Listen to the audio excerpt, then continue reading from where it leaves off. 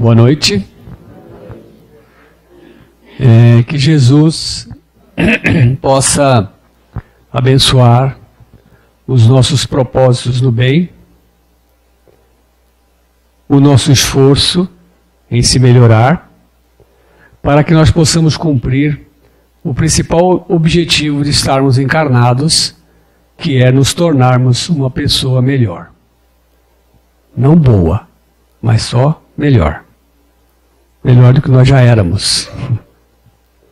E eu vou então iniciar hoje a nossa conversa relembrando vocês uma passagem de Jesus. Uma parábola de Jesus. E ela diz mais ou menos assim: olhai as aves do céu, que não semeiam e nem ceifam, mas o Pai as alimenta. Olhai os lírios do campo, que nem Moisés, que nem Salomão, com toda a sua glória, com toda a sua riqueza, não consegue se vestir igual a um lírio do campo. Então, as aves do céu, que não ajuntam em celeiros, e o Pai as alimenta, e os lírios do campo que não se preocupam com as vestes, mas o Pai também as veste. Por que nós haveríamos de nos incomodar com o que havemos de comer ou com o que havemos de vestir? Porque para amanhã já bastam os seus males. Se lembram dessa passagem de Jesus, muito conhecida? Quem não leu, pelo menos já deve ter ouvido falar. Aí então eu gostaria de perguntar para vocês o seguinte: para quem é que vocês acham que essa parábola se destina? Claro que as lições de Jesus, elas sempre servem para todos nós. À medida que a gente vai evoluindo, ao longo do tempo, dos milênios, que a gente vai crescendo, essas mensagens, nós vamos nos apropriando mais delas. Quando a gente ouve, por exemplo, numa palestra, ou quando a gente lê em algum livro, uma mensagem, a respeito desses temas tão discutidos dentro da doutrina espírita, quando eu vou, por exemplo, numa palestra, e eu termino a palestra, e às vezes as pessoas vêm conversar, né? E aí diz assim: puxa, eu gostei muito das suas palavras, né? Pena que a minha sogra não estava aqui para ouvir, ela que precisava ouvir. Aí vem o outro e diz assim: nossa, você se colocou muito bem, né, no seu tema, né? Pena que o meu cunhado não veio, porque ele que precisava estar aqui para ouvir. Aí eu fico imaginando se às vezes eu não estou fazendo palestra para quem não precisa ouvir. Então essas mensagens de Jesus, elas são sempre oportunas para todos nós. Mas essa, em especial, se destina a uma pessoa, a um tipo de pessoa, a uma personalidade. Quem vocês acham? Você? Você é ansiosa? Na verdade, ela se destina à pessoa ansiosa. Porque o ansioso é assim. O ansioso é aquela pessoa que ela antecipa o futuro. Quer viver o futuro hoje? Então ela se preocupa demasiadamente com questões que ela teria que resolver amanhã, na semana que vem, no mês que vem. Não. Mas o ansioso, ele traz aquela situação para o presente e quer vivê-lo hoje, resolvê-lo hoje. Mas isso não é para ser resolvido hoje, é para ser resolvido amanhã. É assim que funciona o ansioso. Mas antes da gente ferir a questão, porque nós vamos falar sobre ansiedade hoje, eu gostaria de explicar para vocês que nós poderíamos dizer que existem dois tipos de ansiedade, basicamente. Existe uma ansiedade natural da vida, existe a ansiedade crônica. A ansiedade natural nós chamamos também de ansiedade por demanda. é aquela ansiedade que nós apresentamos alguns sintomas quando estamos diante de uma situação estressante. Aqueles sintomas clássicos do comportamento ansioso, como por exemplo taquicardia, sudorese, respiração acelerada, ofegante, falta de ar, tontura, até às vezes desmaios, dores pelo corpo. Então esses são os sintomas mais comuns da ansiedade. Então a ansiedade natural, a ansiedade por demanda, é aquela ansiedade em que você está diante de uma situação, por exemplo, você vai fazer uma entrevista de emprego. Vai ficar ansioso. Você vai fazer um exame, uma prova, lá na escola, na faculdade, vai ficar ansioso. Você vai se encontrar com o seu namorado no shopping. Mas aquele namorado que você conheceu naquele aplicativo da internet, é Tinder, né? É o Tinder. Então você conheceu aquele rapaz ou aquela moça no aplicativo e você vai se encontrar com ele pela primeira vez lá no shopping. Então você marcou com ele num lugar assim movimentado, porque você não sabe quem é o rapaz. Você também fica ansioso porque você não tem certeza se ele vai ser exatamente aquela pessoa que você viu na foto. Você não sabe se você vai gostar dele ou se ele vai gostar de você. Então você vai ficar ansioso. Essa ansiedade, a gente chama de uma ansiedade natural, por quê? Porque passada essa situação, esse evento, nós voltamos ao normal. O nosso coração começa a bater cadenciadamente, a respiração volta ao normal e passa todos aqueles sintomas relacionados à ansiedade, ao evento que nós estamos diante dele. Mas a ansiedade crônica não. O ansioso crônico, ele sofre mesmo que ele não esteja diante de uma situação estressante. Então, aquela situação que está provocando ansiedade e todos aqueles sintomas não é temporal, não está ocorrendo naquele momento. Porque o ansioso crônico, ele traz algo do futuro para vivê-lo agora, nesse momento. É assim que funciona. Então, é essa ansiedade crônica que nós vamos falar sobre ela hoje. Mas antes eu quero dizer para vocês que existe um cientista americano chamado Robert Sapolsky. Ele é catedrático da Universidade da Virgínia, nos Estados Unidos, e ele escreveu um livro que se chama Por que as zebras não têm úlceras? Então vocês imaginam o que aparece na capa do livro, uma zebra. Apesar do livro apresentar uma capa até meia jocosa, se trata de uma exposição literária, resultado de uma pesquisa científica que o Robert Sapolsky realizou. Por quê? Ele queria descobrir por que é que os babuínos têm gastrite. Vocês acham que isso é importante?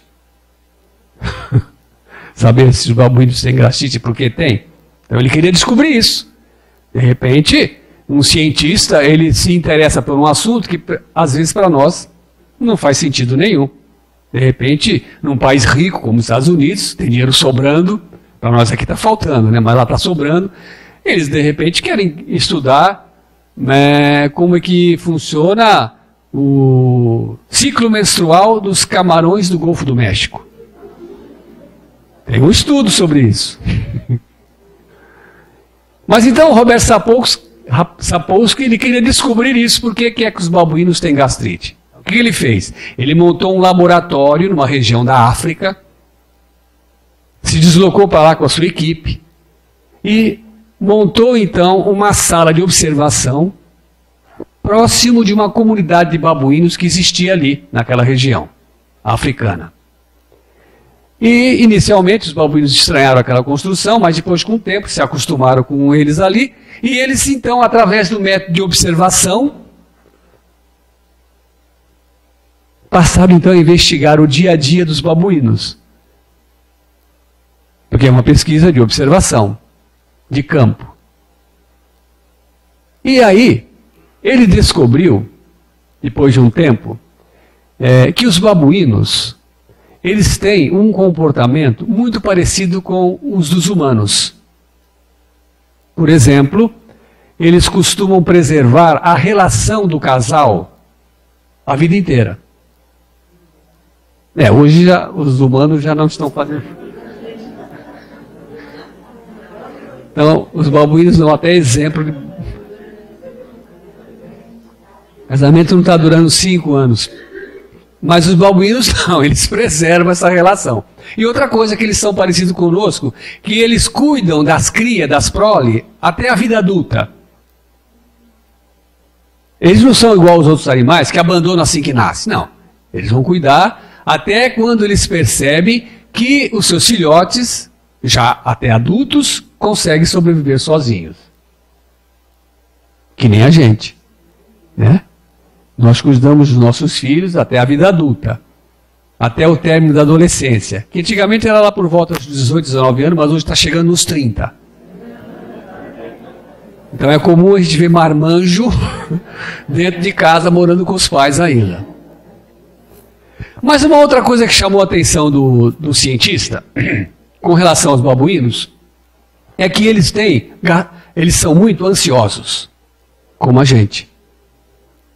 Mas a grande sacada do cientista não foram os babuínos, foram as zebras. Próximo dali existia uma manada de zebras. E chamou a atenção do cientista o comportamento das zebras. Vocês sabem qual é a única preocupação que a zebra tem na vida? Nós temos um monte de preocupações, né? Eu gostaria de acrescentar algo importante, que eu preciso dizer para vocês, que os babuínos, eles são os animais mais inteligentes que existem. Depois dos babuínos são os humanos. Os babuínos são os primatas mais inteligentes. Por isso que a ansiedade é um atributo de pessoas inteligentes. Você nunca vai ver uma pessoa burra, ansiosa.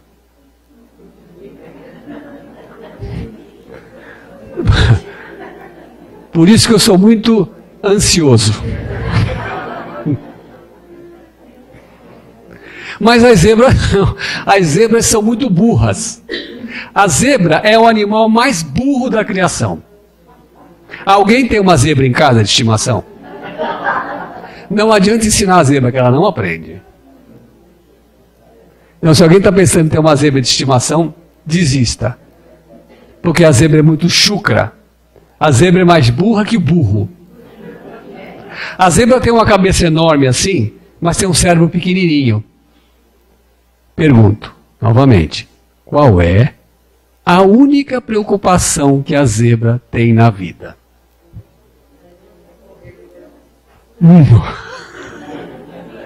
A única preocupação que a zebra tem na vida é quando ela vê o leão. Quando ela vê o leão. Não é alimentação, não é acasalamento, não é água, porque isso é abundante nas savanas. Não, quando ela vê o leão na sua frente, dispara na zebra, isso é importante frisar para vocês, um mecanismo de reação de luta ou fuga. A gente chama esse mecanismo de eixo HPA. Nós também possuímos ele. Aliás, muito mais desenvolvido do que nas zebras.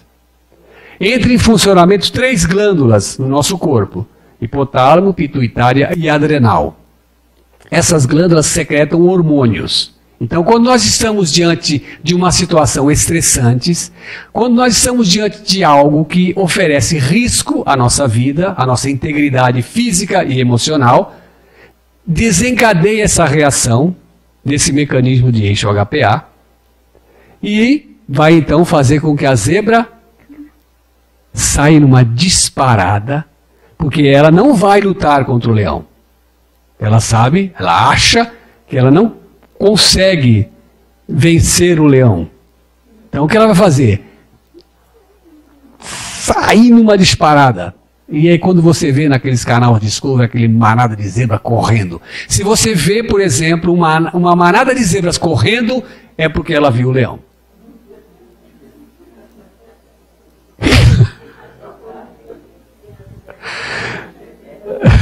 Ela viu o leão. Quando ela vê o leão, ela vai sair correndo do leão. Mas aí, por que uma zebra... Por que um leão apanhou uma zebra retardatária? Ou porque o leão desistiu, estava cansadão, já estava com a pança cheia, desistiu de perseguir a zebra, estão correndo muito, desiste. Quando a zebra não vê mais o leão, sabe o que acontece? Para e começa a comer. Ou seja, ela esquece do leão. O leão não existe mais para a zebra. Por quê? Porque a zebra, como eu falei, ela é burra.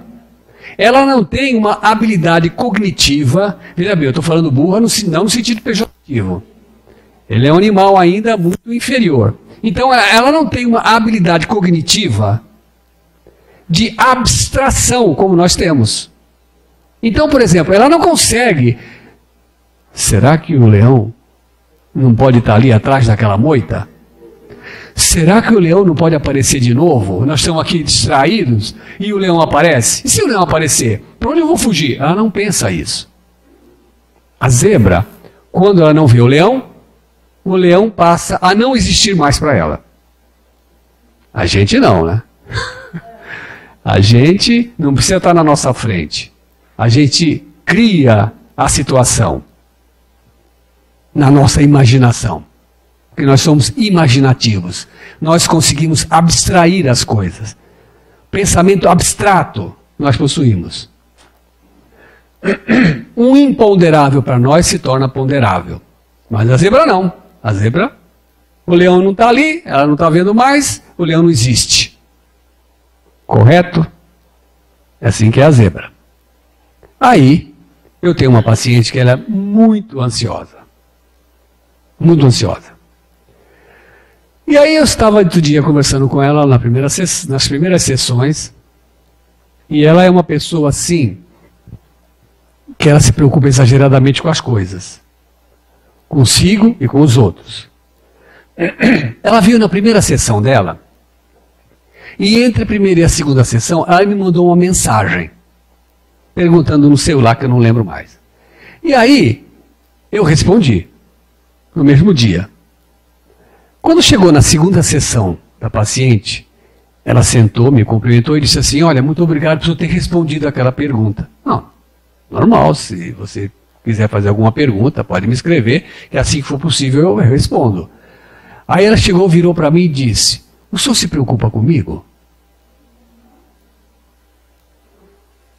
Aí eu disse para ela assim, olha, eu vou dar o nome dela aqui, Cristina, um nome fictício. De repente ela pode estar sentada aqui até, né?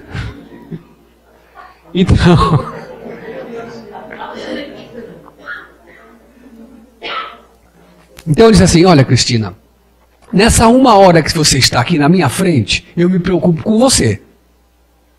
Mas depois que você sai daqui, eu esqueço de você.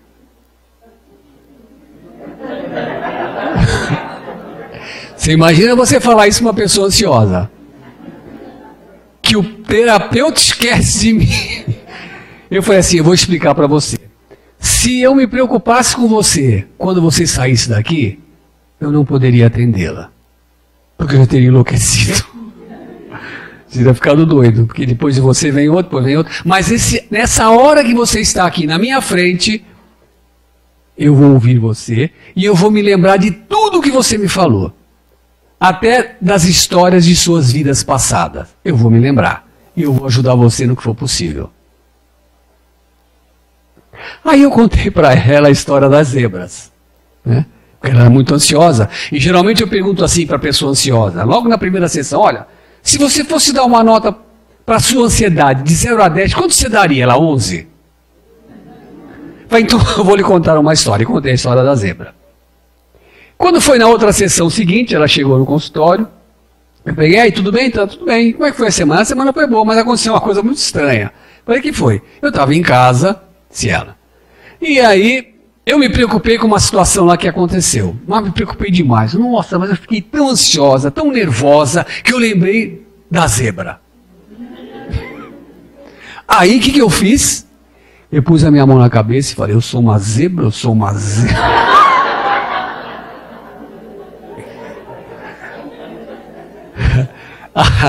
Aí o marido dela escutou. Mas que negócio é esse, se você é uma zebra? Não, é que meu psicólogo falou que eu sou uma zebra. Não, eu não falei para você que você é uma zebra. Eu estava só contando para você como que são as zebras. Porque seria muito bom que a gente fosse igual às zebras, não é? Seria muito bom que nós não tivéssemos tantas preocupações na vida. Ou que pelo menos nós não nos preocupássemos tanto com as coisas. Ou então, melhor ainda, que nós só nos preocupássemos com as coisas que estão na nossa frente. Por isso que eu digo, a gente tem que estar com a nossa mente onde está nosso corpo.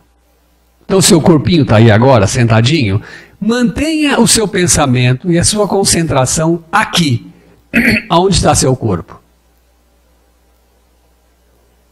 Porque o ansioso crônico, ele não consegue fazer isso. O pensamento dele fica viajando. E ele fica com esse poder que tem de abstração e fica imaginando as coisas. Quando nós imaginamos algo, quando nós pensamos em algo, para o nosso cérebro isso está acontecendo. Por quê? Porque o nosso cérebro não somos nós. Nós não somos o nosso cérebro. E um cientista austríaco, naturalizado americano, chamado Kurt Gödel, provou isso. Ele era muito inteligente, muito sábio, e inclusive ele foi o ganhador do prêmio MacArthur, nos Estados Unidos, oferecido pelo governo americano. E Kurt Gödel desenvolveu um teorema matemático que se chama Teorema da Incompletude. Vocês podem entrar na internet, no Google, que vocês vão ver a descrição do teorema dele. E nesse teorema ele diz o seguinte, ele demonstra o seguinte, que um sistema não possui autoconsciência. Vou explicar. O nosso cérebro, por mais fantástico que seja, por mais incrível que ele possa parecer, ele não passa de um amontoado de nervos, fibras e células. Ou seja, o nosso cérebro, ele não tem consciência dele mesmo. Entendem? Mas nós temos consciência do nosso cérebro. É porque nós não somos o cérebro, nós somos um espírito. Somos assim como se fosse alguém que está usando um computador. O computador não é inteligente. O computador tem todas aquelas ferramentas possíveis de serem manipuladas por nós, seres inteligentes. Então nós programamos o computador para funcionar da maneira que eu quero. É assim o nosso cérebro. Imaginar que o nosso cérebro tem autoconsciência seria a mesma coisa que dizer assim, eu ponho um pedaço de colchão mole aqui em cima da mesa e eu vou acreditar, colchão mole sabe que é um colchão mole. Ele não sabe. Aliás, nem um cachorro sabe que é um cachorro. Muito menos a zebra. Então, nós temos consciência. O nosso cérebro não. Então, existe, segundo o teorema de Kurt Gödel, uma inconsistência matemática de nós sermos o nosso próprio corpo. Então, nós não somos o nosso corpo, tá? Nós não somos o nosso cérebro. Ok? Tudo bem? Tá. Esse é o nosso problema com relação à ansiedade. Com relação aos nossos pensamentos, à nossa imaginação. Por quê? Porque quando nós pensamos algo, quando nós imaginamos algo, nós criamos lá no nosso cérebro uma representação, que nós chamamos isso de engramas. É uma representação através de uma imagem que criamos no nosso cérebro. E o nosso cérebro não sabe que aquilo é só uma representação. Vou dar um exemplo, e veja só. Imagina que você está observando um objeto qualquer. Eu estou observando aqui, por exemplo, nesse momento, essa jarra de água que está aqui em cima da mesa. Eu estou vendo a jarra com os meus olhos. Por que eu vejo essa jarra? Por que eu consigo vê-la? Porque ela reflete luz. Eu só consigo ver aquilo que reflete luz. Então, a luz que reflete na jarra de água entra pelos meus olhos, sensibiliza a minha retina. A retina fica no fundo dos nossos olhos. É como se fosse um carpete que cobre, que forra o fundo dos nossos olhos. Essa é a nossa retina. A nossa retina possui mais de 150 mil sensores de luz. Porque a luz que reflete no objeto entra pelos meus olhos e sensibiliza a minha retina. Sensibiliza esses sensores de luz. Os sensores de luz fazem o quê? Eles pegam essa luz e transformam essa luz num sinal elétrico. Então, a retina é um transdutor de energia. E esse sinal elétrico vai caminhar pelo meu nervo óptico até uma região aqui na parte posterior do cérebro, que se chama lobo occipital ou córtex visual. E então, é aqui onde existem mais de 400 milhões de neurônios responsáveis para decodificar o sinal elétrico e transformar aquilo, então, na imagem que eu estou visualizando. Que, no caso, é a jarra de vidro. Então, aonde que eu vejo aquela imagem? Ali ou aqui? Aqui. Eu não estou vendo ela ali, estou vendo ela aqui, no meu cérebro. Ela é representada aqui. Tudo bem? Isso não é novidade para ninguém. Nossos olhos, eles captam luz. E nós vemos o quê? Luz. E essa luz é convertida numa imagem aqui no meu lobo occipital. E são usados mais de 400 milhões de neurônios. Vocês sabem quantos neurônios nós temos no nosso cérebro? Num total. Aqui dentro. Tem ideia de quantos neurônios? Só para vocês terem uma ideia, aqui no lobo occipital, responsável pela decodificação da imagem, nós temos só aí 400 milhões de neurônios. Nós temos dentro do nosso cérebro mais de 100 bilhões de neurônios. É neurônio pra caramba, né? Só para vocês terem uma ideia em quantidade, nós temos no nosso cérebro, em células cerebrais, mais de 13 vezes e meia a população do planeta Terra. Só aqui dentro. Então, é algo incrível, não é verdade? E consta, por estudos avançados científicos, que o homem possui 10% a mais que a mulher. Por isso que o homem é mais inteligente. Não é? O homem é muito mais inteligente que a mulher. O homem é capaz de fazer coisas que a mulher não consegue fazer. Por exemplo, trocar o pneu do carro. Abrir o pote de azeitona. Nós fazemos isso. Esses 10% a mais é um aporte dado pela natureza para realizar essas funções. Então, assim que se processa a imagem no nosso cérebro, certo? A outra forma de nós processarmos a imagem é quando nós imaginamos algo. Por isso que imaginar significa rearranjar imagens. Imaginar vem da palavra imagem. Então, quando nós pensamos em algo, imaginamos algo, nós fazemos o quê? Nós vamos buscar isso na memória. Porque o nosso cérebro, ele não consegue imaginar algo novo. Ele não cria imagens novas, o nosso cérebro. Ele não tem essa capacidade. Quer ver um exemplo? Vocês conhecem aquela fruta cupuaçu? Quem não conhece? Não conhece? Nunca viu? Nunca viu cupuaçu? Já tomou suco de cupuaçu? Também não? Ele não tomou suco e ele nunca viu a fruta cupuaçu. Imagina ela. Não dá.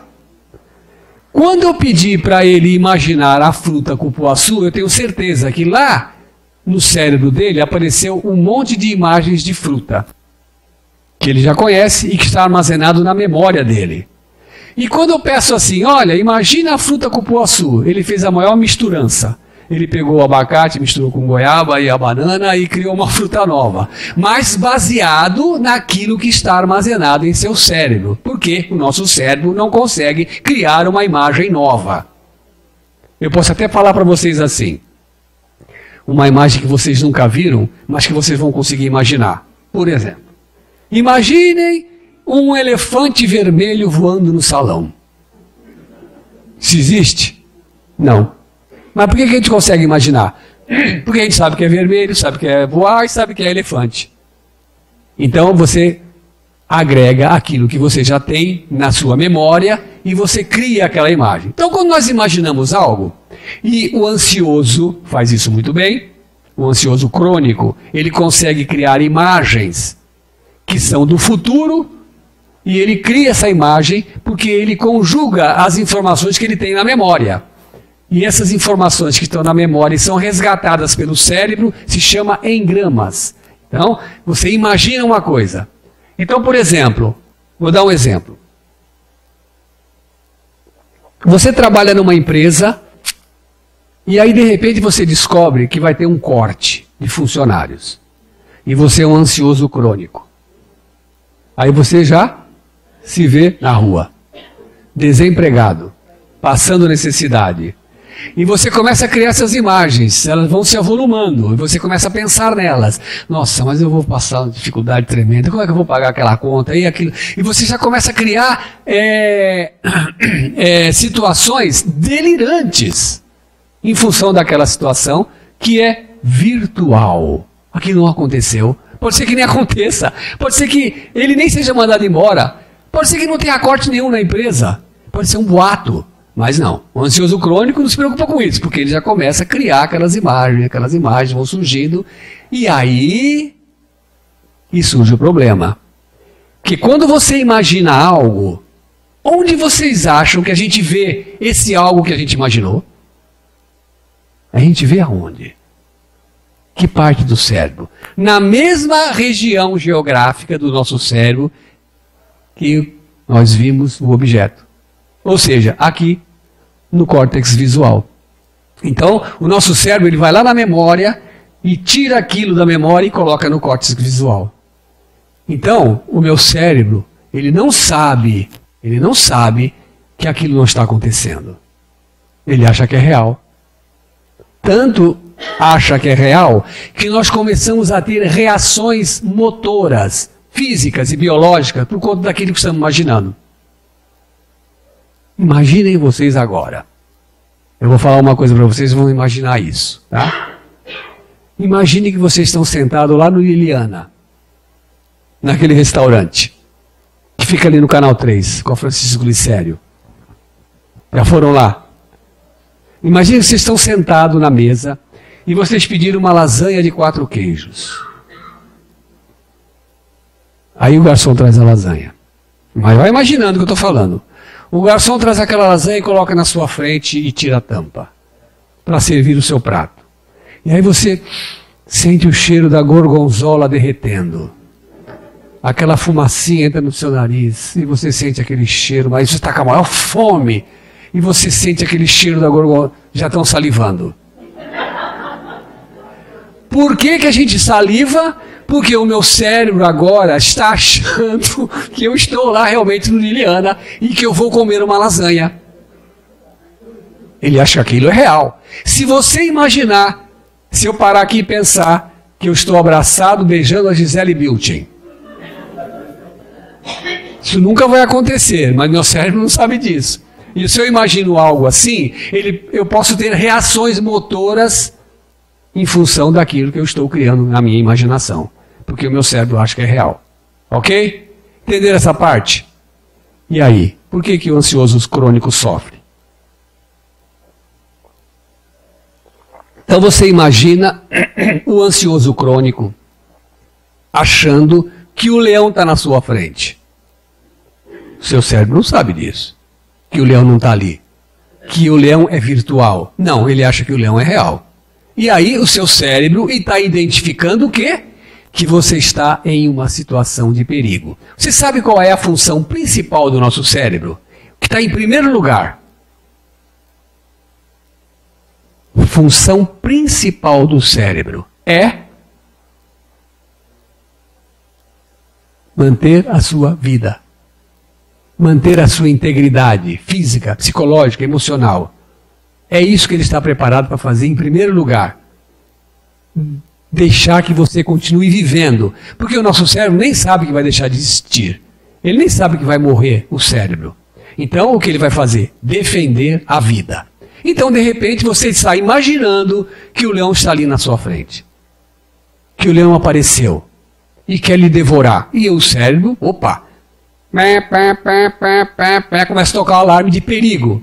E é o que ele vai fazer? Fazer entrar em funcionamento o eixo HPA. Hipotálamo, pituitária e adrenal. E vai começar então derramar na sua corrente sanguínea uma quantidade de hormônios, preparando você para defender a sua vida. E defender a sua vida significa lutar contra aquilo que te ameaça ou fugir para não morrer. Vocês imaginam? Nós desenvolvemos esse mecanismo de reação ao longo dos milhares e milhões de anos de evolução. Esse mecanismo, o eixo HPA, em nós está muito mais desenvolvido na zebra que é burra. Nós somos mais inteligentes. Funciona muito mais perfeitamente que nela. Vocês imaginam como devia ser difícil viver na época antiga? Nós vivemos milhares e milhares de anos tendo que defender a vida de forma constante. Quando nós tínhamos que sair para caçar, porque a caça era para alimentar a nossa família, e nós saímos para caçar, não sabíamos se iríamos virar caça. Nós não sabíamos se íamos encontrar caça. E quando saímos para caçar, não sabíamos se iam invadir a nossa tribo, nosso clã, e matar a nossa família, roubar os nossos bens. Então nós vivíamos um estresse constante. Se a gente considerar desde os primeiros hominídeos, os australopitecos já se passaram, sabe quanto tempo? 4,5 milhões de anos. Quando nós descemos das árvores, adquirimos autoconsciência e começamos a nos desenvolver e evoluir no planeta. 4,5 milhões de anos. Já se passaram. Então vocês imaginam como esse eixo HPA está bem desenvolvido. Então o seu cérebro, de repente, acusa que você está em perigo. Aí você vai derramar na corrente sanguínea adrenalina. As adrenais vão derramar adrenalina, o seu coração começa a disparar. A sua respiração começa a ficar ofegante. Aí derrama o cortisol. O cortisol vai fazer o quê? Por vasoconstrição vai retirar o sangue da periferia do seu corpo e remeter para o interior, para os músculos, para você correr. E para, se você for ferido, você não perder muito sangue. Preparando você para defender a sua vida. Mas o leão não está ali. É só a sua imaginação. É só a sua ansiedade. Então, mas o cérebro não sabe disso. Porque o cérebro vai agir de acordo com a forma como você reage diante da situação. Entenderam? Como você está reagindo diante daquela situação? Não. Você não foi mandado embora. É só um boato que vai haver um corte. Não. Mas você, na maneira como reage diante daquele evento, o seu cérebro está identificando que você está diante de algo que oferece perigo para você. E ele vai então fazer tudo aquilo que ele está programado para fazer. Então vocês imaginam, você passar por isso hoje, daqui 2 dias, na semana que vem, na outra semana, vai ficar doente. Vai surgir as doenças, as patologias decorrentes desses sintomas de ansiedade crônica. Porque a ansiedade em si, ela não é uma doença. A ansiedade, ela ela é tanto que a gente chama de distúrbio de ansiedade generalizada. Mas da ansiedade vão surgir uma série de patologias. Por exemplo, transtorno do pânico, vem da ansiedade. TOC, o transtorno obsessivo compulsivo. Psicastenia, que são aquelas pessoas que têm uma dificuldade muito grande para tomar decisões na vida ou fazer escolhas. Tem pessoas muito ansiosas que elas não conseguem, às vezes, nem escolher uma camisa no guarda-roupa. Ela precisa de alguém para ajudar. Ela não consegue ir numa loja e saber que camisa levar. Se não sei se eu levo a vermelha ou se eu levo a preta, não sei. Precisa de alguém lá para ajudar a escolha. Porque são extremamente ansiosas, são psicastênicas. Timidez, fobia social, introversão e muitos casos de depressão também está ligada à ansiedade. Então vão surgindo essas patologias todas. A pessoa ansiosa, ela, de modo geral, ela apresenta alguns sintomas característicos de personalidade. Por exemplo, geralmente pessoas ansiosas, muito ansiosas, elas têm uma dificuldade muito grande de dizer não para os outros. Por quê? Porque ela tem que sempre ajudar todo mundo. Ela não pode discutir, brigar. Às vezes, ela até pede perdão e se sente culpada por coisas que ela nem tem culpa. Geralmente, pessoas muito ansiosas têm uma baixa autoestima, são muito carentes, elas têm dificuldade, como eu falei, para tomar decisões, para fazer escolhas. E, geralmente, pessoas muito ansiosas, elas têm uma sensação de esvaziamento da vida. Eu atendi uma senhora, quando ela fez terapia comigo, ela tinha uns 60 anos mais ou menos. Era uma médica muito inteligente e muito competente, mas extremamente ansiosa. E exibia todos esses quadros, né, que eu citei para vocês. E aí um dia, nós conversando, eu perguntei para ela, me diz uma coisa, você às vezes sente a sua vida travada? Porque o ansioso é assim. Às vezes ele sente a sua vida bloqueada. Ele sente como se ele não estivesse cumprindo os objetivos pelos quais ele está aqui. Como se ele se sentisse deslocado nesse mundo. E eu perguntei para ela, você sente às vezes a sua vida travada, bloqueada? Ela disse para mim assim, eu vou lhe contar então um caso. Eu, alguns anos atrás, eu quis fazer um curso no Hospital das Clínicas. E esse curso é dado lá por um médico muito competente e muito concorrido. Inclusive ele dá esse curso na Europa, nos Estados Unidos. E fazer esse curso com ele não é fácil. Mas eu queria fazer esse curso e para fazê-lo você tinha que mandar o seu currículo e a equipe dele, os assistentes deles, iam analisar o seu currículo e se ele fosse favorável, eles iam chamar você para uma entrevista com ele. Então eu mandei meu currículo. Mas já tinha se passado um mês, eles não me chamaram. Aí pensei, como o pessimista ansioso é, meu currículo nem passou.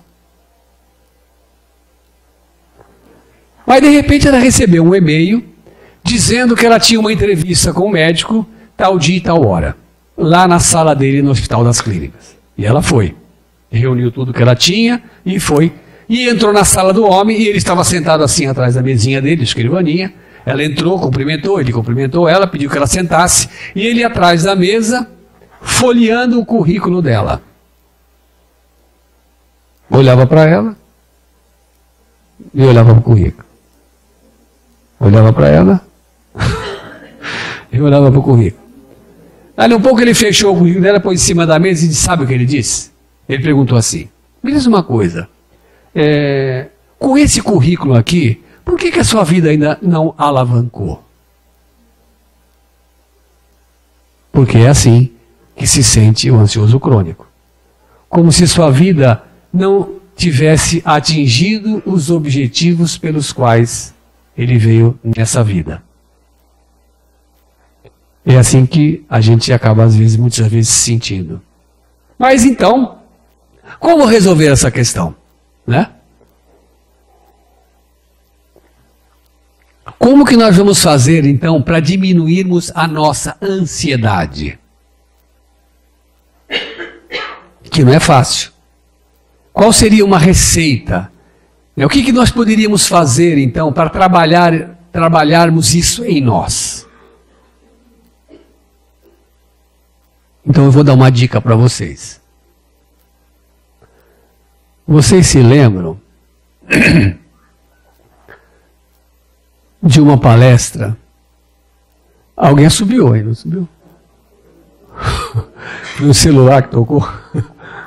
Outro dia eu estava fazendo a palestra num centro, aí tocou o celular. A moça estava sentada aqui na frente, assim, na terceira fileira. Né? E, nossa, mas ela ficou tão nervosa, puxou o celular, tentando desligar ele, o celular pulava e tocando, né? Aí eu parei de falar, né? Vai com calma aí, não tem problema não, né? Ela pegou e desligou assim, desculpe. Falei assim, olha, gostaria de dizer uma coisa para você. Isso não atrapalha. Arrastar a cadeira não atrapalha.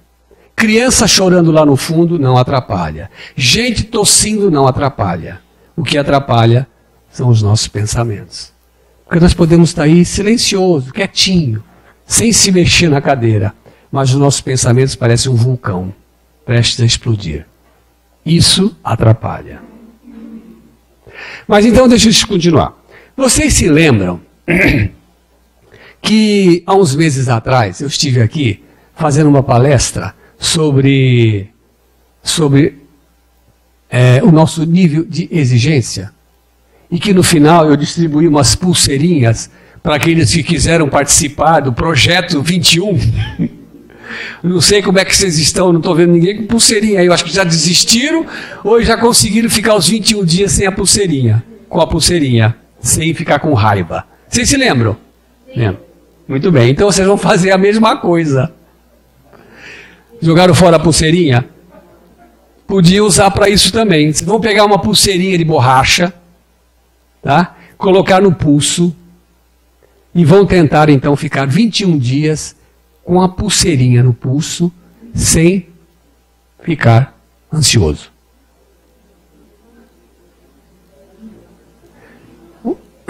Um psicólogo americano chamado Maxwell Maltz, então, escreveu um livro que se chama O Poder do Hábito, que eu falei para vocês naquela palestra. Então ele falou que nós podemos mudar a nossa vida em 21 dias. Nós podemos criar hábitos novos, salutares e desistir de hábitos nocivos. Então o que vocês vão fazer? Vão pôr a pulseirinha no pulso.